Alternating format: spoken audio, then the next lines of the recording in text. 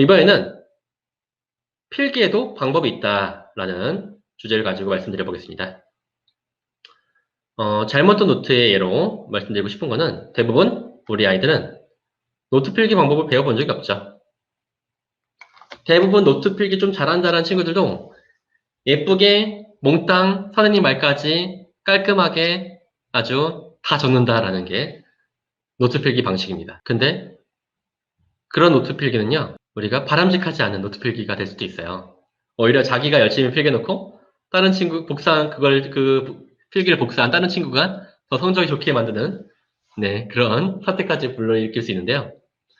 왜 그러냐면 노트 필기는요, 크게 얕은 노트 필기와 깊은 노트 필기 방식이 있다고 합니다. 얕은 필기 방식이 이해를 하면서 필기라는 것이 아니라 소리에 집중한 필기 방식이에요.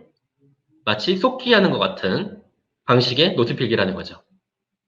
그거에 집중을 하다 보면 우리 두뇌는 물론 그거에 집중하고 쓰기 때문에 어떻게 보면 우리 두뇌의 병목 형상이라고 합니다. 그 병목 형상. 그러니까 그대로 스무스하게 그거에만 집중을 할 수도 있을지 모르겠지만 그거의 의미까지 제대로 이해하고 하는 필기 방식이 아닌 거예요. 얕은 필기 방식은. 네. 그런 필기 방식을 우리는 하면 우리 진짜 기억이 되는 의미 있는 노트 필기가 안 되고요. 제대로 된 노트 필기가 되려면 깊이 있는 깊은 노트 필기를 해야 되는데 그거는 다 적는 것이 아니라 우리가 강의를 듣다가 떠오르는 나만의 아이디어라든지 질문이라든지 그런 것들을 적어본다라든지 그대로 적는 것이 아니라 나만의 용어를 정리하는 것들. 그게 깊은 노트 필기 방식이에요. 아셨죠? 그래서 구분해 하시고 깊은 노트 필기가 될 수 있는 그런 전략들을 우리가 활용을 해야 됩니다. 즉, 우리가 노트가 제대로 되려면 우리의 생각을 도와주고 또 기억이 잘 되게 만들고 또 표현이 잘 되게 만드는 이런 생각과 기억과 표현이 잘 될 수 있는 노트 필기가 돼야지만 깊은 노트 필기가 되는 건데요. 이 양식적인 측면으로 조금 우리에게 도움을 줄 수 있는 노트 필기는요, 바로 코넬 노트 필기 방식인데요. 네, 이거는 윌터 포옥이라는 아이비리그 대학교, 코넬 대학교의 윌터 포옥 교수가 개발한 걸로, 네, 세계적으로 제일 유명한 노트 필기 양식입니다. 네, 그래서 우리가 노트 필기 그 노트 양식 중에 대부분의 노트들이 왼쪽에 쭉 줄이 그어져 있는 거 있죠? 그게 코넬 노트의 양식이라고 볼 수 있어요.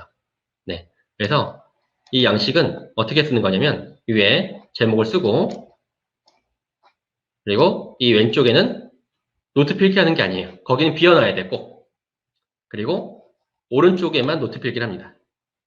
이 키워드 영역은 뭘로 하는 거냐면 이 노트 필기 영역을 딱 가렸을 때 내가 떠올릴 수 있을 만한 목차 또는 키워드 또는 핵심 질문을 적는 게 바로 이 키워드 영역입니다. 그리고 밑에는 이 필기 영역에 있는 내용들을 3줄에서 4줄 정도로 요약 정리하는 것이에요. 네. 이 키워드 영역은 사람들마다 좀 쓰는 방식이 좀 다릅니다. 네. 그래서 이걸 너무 구애받지 마시고 핵심은 노트 필기 영역을 가렸을 때 내가 떠올릴 수 있을 만한 그런 그 방법을 동원하는 거예요. 그리고 이거를 이제 단순히 양식으로 쓰는 것이 아니라 기술이 있어요. ORE라는 기술이 있는데요. 네. 이거는 인터넷 찾아보면 아주 자세하게 나와 있으니까 코넬 노트법 한번 쳐보시면 좋을 것 같습니다. 네. 결국은 핵심적인 내용들로 봤을 때는 반복을 해야 되고 리뷰를 해야 되고 또 회상할 수 있어야 된다는 거예요. 아주 핵심적인 내용들만 봤을 때는요. 아셨죠? 회상. 이 내용을 안 보고 내가 기억할 수 있는 것에 더 집중을 해야 된다는 겁니다. 네. 이거와 더불어 좀 말씀드리고 싶은 내용이 뭐냐면 많은 학생들 그리고 우리도 마찬가지죠. 밑줄 긋는 거에 너무 집중하고 표시하는 거에 집중을 해요.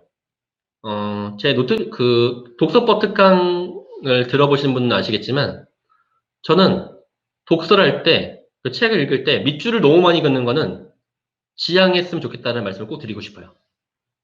제가 밑줄을 많이 그었던 사람인데 그게 상당히 비효율적이라는 생각을 했거든요.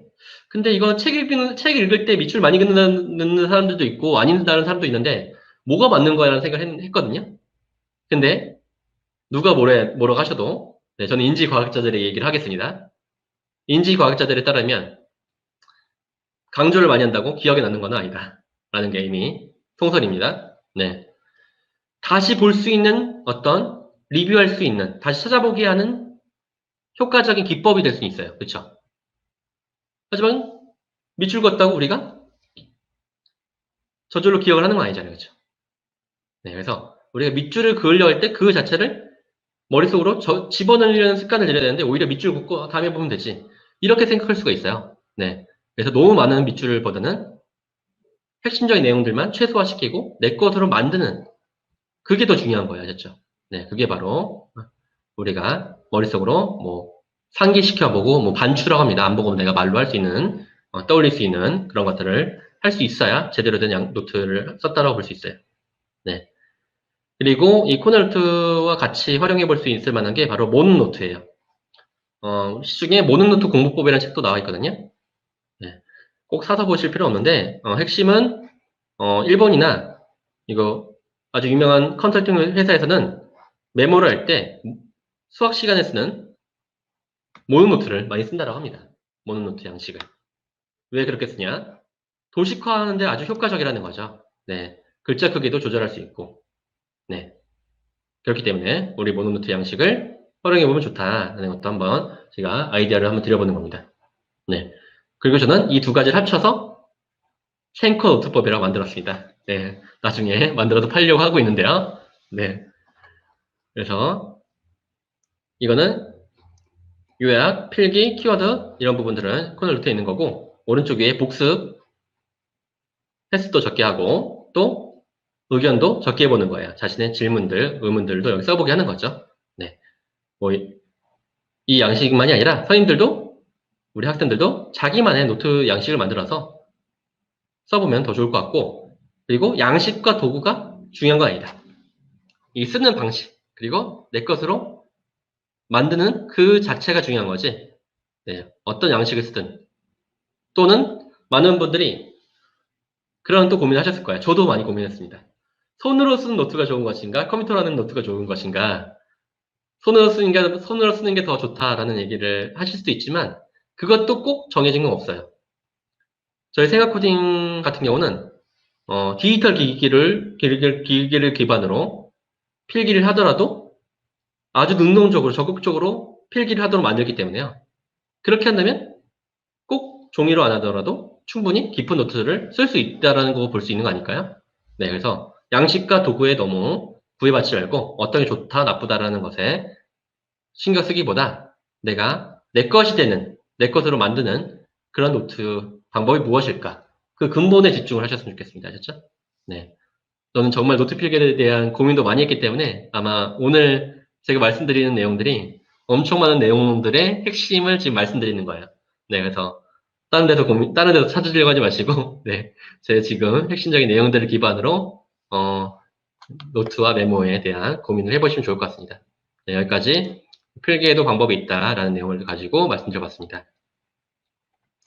네. 그래서 이 응용을 할 건데요. 이 양식과 도구가 중요한 것이 아니라 방법이 중요하다라는 말씀드렸죠. 그래서 규범은 구성원의 약속이다. 이거를 가지고 한번 노트 필기를 해본다고 생각을 해보는 거예요. 어떻게 해볼 수 있을까요? 많은 분들이 이 내용을 보면 이렇게 필기를 합니다. 이렇게. 규범 땡땡, 규범 짝, 뭐 화살표, 그리고 구성원의 약속 이렇게 써요. 앞으로 이런 노트 필기 방식은 버리세요. 네. 물론 그대로 100개 적은 것보다는 낫습니다. 하지만 아주 바람직하진 않아요. 왜 그러냐? 우리는 생각을 잘 범주화시키는 게 중요하다고 했죠? 그러면 우리는 언어도 범주화시킬 수 있는 그런 능력을 키웠으면 좋겠습니다. 실제로 독해를 잘하는 친구들은, 공부를 잘하는 친구들은 문장과 단락과 지문에 범주화를 하거든요. 즉, 이 문장에 범주화를 한다고 했을 때는 어떻게 생각을 해야 되냐? 구성원의 약속은 규범의 뭐지? 규범의 어떤 것을 말을 하고 있는 거지? 어떤 제목을 달 수 있는 거지? 바로 규범의 정의라고 할 수 있겠죠. 이런 생각을 하면서 노트 필기를 하고 책을 읽고 공부를 하고 해야지만 정말 제대로 된 저절로 기억이 나는 그런 공부가 가능합니다. 그리고 교과서 자체가 보통 이런 항목들로 되어 있죠. 네, 교과서의 방식들은 다 이런 정리 방식이고 수많은 정보들을 압축해가지고 교과서로 실어 놓은 거 아니겠습니까? 그렇죠? 네, 따라서 이런 방법을 쓰면 그리고 있는 목차도 이렇게 바꿔보는 거예요. 아셨죠? 네. 조선 사람들은 뭐 어떻게 살았을까? 이렇게 써 있는 목차도 우리는 조선 시대 사람들의 생활 모습 이렇게 바꾸는 거예요. 지금 되게 지나가듯이 말했지만 엄청 중요한 기술을 말씀드린 거예요. 네, 그게 바로 목차를 범주화시키는, 목차를 변환시키는 그런 훈련들인데요. 왜 그런 것들을 해야 되냐? 책과 교과서는 그 핵심적인 내용들에 대한 제목을 카피라이팅을 합니다. 재밌게. 그리고 그 학년에 맞게. 그쵸? 대중들의 입맛에 맞게. 따라서 그거를 진리라고 믿을 필요가 없고 그 목차를 바꿀 수도 있는 거예요. 책을 읽을 때도 우리는 그렇게 할 수 있는 겁니다. 네. 그래서 이 기술을 활용해서 우리는 이런 문장이 있을 때 우리는 어떻게 한다? 제목을 먼저 뽑는다. 첫 번째. 그리고 의미상의 덩어리를 파악한다. 그리고 그 의미상의 덩어리들을 그 명사시켜보고 그 명사된 의미상의 덩어리들을 논리적인 관계로 맞춘다. 즉 이렇게 해보면 됩니다. 여기서 청소년기의 그냥 특징과 청소년기의 변화라고 쓰면 좀 아쉬운 제목이라 볼 수 있어요. 왜? 여기는 청소년기의 신체적인 특징이죠.